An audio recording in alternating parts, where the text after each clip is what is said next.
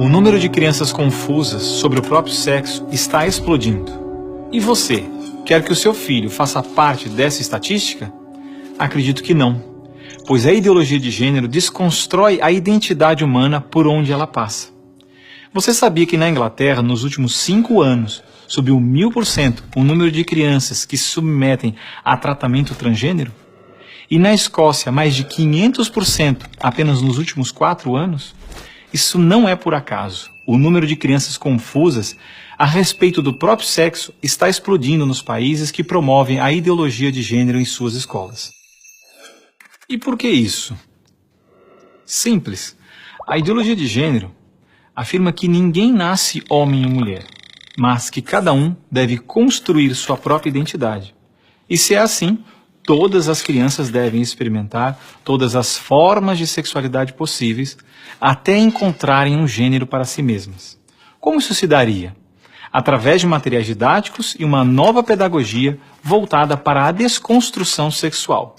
Sim, ideias têm consequências, e as consequências da ideologia de gênero promovem exatamente esta confusão, fazendo nossas crianças duvidarem de si mesmas na sala de aula, ambiente onde os pais estão cada vez mais ausentes e onde as crianças estão em fase de natural imaturidade e questionamento. O que muitos escondem é que existe uma verdadeira indústria do gênero por trás de toda essa confusão e que está organizada para destruir nossas famílias. Com certeza você já ouviu na televisão alguém dizer que a família é uma instituição antiquada, que os tempos mudaram e que precisamos abrir a cabeça. É porque não estão conseguindo mudar a cabeça da população que a estratégia de promover a ideologia de gênero nas escolas se tornou tão urgente para eles. Foi por isso que em 2014, quando o Congresso votou a proposta de Plano Nacional de Educação, deputados e senadores retiraram todas as referências à ideologia de gênero do seu texto, respeitando assim a vontade expressa do povo brasileiro que rejeita essa ideologia. Em 2015, quando chegou a hora de se votar os planos estaduais e municipais de educação, o MEC, atropelando a decisão do Congresso, tentou impor silenciosamente o gênero aos estados e municípios. Depois que o gênero já havia sido rejeitado pelo Congresso, por meio da segunda Conferência Nacional de Educação, o CONAE 2014, o MEC produziu um documento que depois seria transmitido a todos os estados e municípios, definindo a questão do gênero como diretriz educativa, e ainda por cima, como se tivesse sido aprovado pelos deputados e senadores. A trapaça se encontra em inúmeras páginas do documento.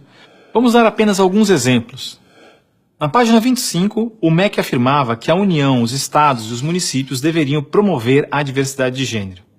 Veja, não estão falando em respeitar a diversidade de gênero, mas sim em promovê-la.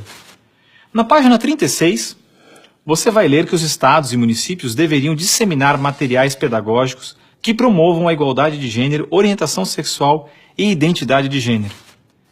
Na página 41, que estados e municípios deveriam desenvolver, garantir e executar anualmente nos sistemas de ensino fóruns de gênero. Na página 92, que estados e municípios deveriam ampliar os programas de formação dos professores sobre gênero, diversidade e orientação sexual. Mas vejam, assim como eu, milhares de pais e professores lutaram democraticamente contra o documento em nossas câmaras municipais. O movimento foi histórico e disse não a essa fraude. Cidade a cidade, a ideologia de gênero foi rejeitada dos planos de educação de quase todos os 6.000 municípios brasileiros. Era de se esperar que após essa imensa pressão popular, o governo desistisse dessa ideia de introduzir à força o ensino da ideologia de gênero nas escolas do Brasil. Mas não, o MEC colocou novamente as chamadas questões de gênero na Base Nacional Comum Curricular, um documento que se propõe a impor o conteúdo de aprendizagens consideradas essenciais para todos os alunos brasileiros. Se for aprovada, a base deverá ser implementada por todas as escolas do Brasil, não só na rede pública, mas também na rede privada. Na prática, o documento propõe os seguintes absurdos nas nossas escolas. Na página 159, está escrito que o professor de artes deve desenvolver as aulas discutindo experiências corporais, pessoais e coletivas, de modo a problematizar questões de gênero e corpo. Na página 165, se volta a dizer que o professor de artes deve refletir sobre as experiências pessoais e coletivas desenvolvidas em aula, ou vivenciadas em outros contextos, de modo a problematizar questões de gênero, corpo e sexualidade. Na página 305, se estabelece que na área de ciências humanas, a diversidade de gênero deve ganhar especial destaque. E não para por aí. Na página 351, se estabelece que o professor de História coloca em destaque as temáticas voltadas para as questões de gênero. Na página 378, se estabelece que o professor de História trabalha em aulas questões de gênero, anarquismo e protagonismo feminino, mostrando as transformações ocorridas no debate sobre as questões de gênero no Brasil durante o século XX. Vocês estão vendo? A ideologia de gênero está presente no documento, é explícito, e o governo brasileiro demonstra com isso ignorar a vontade popular. Se a base for aprovada, terá valor de lei e será obrigatória. A ideologia de gênero será imposta de forma autoritária como a única moral permitida, quer os pais queiram ou não. Mas o que diz a nossa Constituição? Diz que a educação é dever do Estado e da família, e que o Estado deve criar todos os meios legais necessários que garantam à família a possibilidade de se defender contra qualquer programa, prática ou propaganda que contrarie o respeito aos valores da família.